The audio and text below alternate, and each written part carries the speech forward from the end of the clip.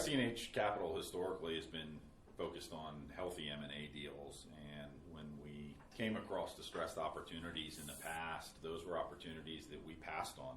We didn't really feel like we had the level of experience and understanding to navigate a client through the nuance of a bankruptcy process.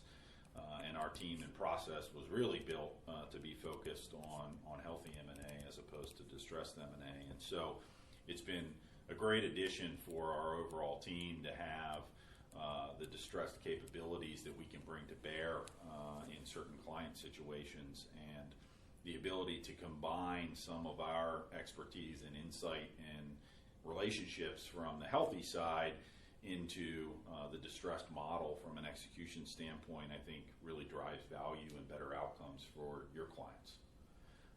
Private equity being a great example of the types of relationships that we've built over years on the healthy side that maybe some distressed bankers don't particularly spend a lot of time in that area, just based on the nature of how private equity acts as a buyer in transactions. And so being able to leverage some of those relationships into the correct and proper distressed opportunities, really bringing more buyers to the pool, creating more value for distressed companies.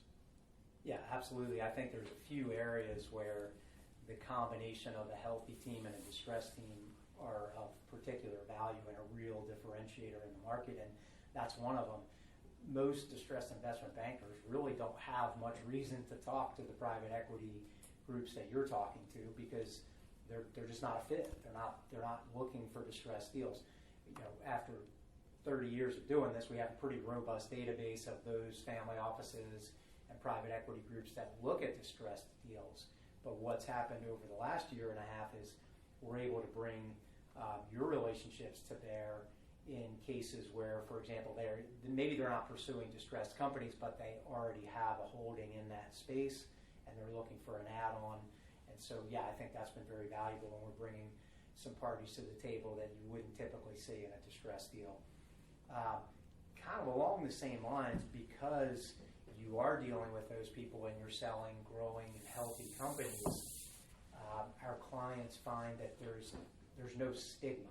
If you go hire a distressed-only M&A shop, there is a fear. I don't know if it's founded or not, but there is a fear that might impact the market. Customers might get nervous, employees might get nervous, and maybe buyers even approach it as a little bit more of a distressed sale because they see who the banker is. And that stigma's gone because you guys are out there in the market every day selling growing and healthy companies. And so I think that's of some benefit too. Then I guess the last thing is kind of a hybrid process that we're able to run. Learning from your guys' deeper, more intentional approach to the upfront. We're really understanding the industry and incorporating that where we can. Obviously, sometimes distressed companies really are the proverbial melting ice cube, and there's just not time for that. But where there is, we're trying to recognize that not every deal should be treated the same way. Sometimes what you really have is a diamond in the rough, not a melting ice cube.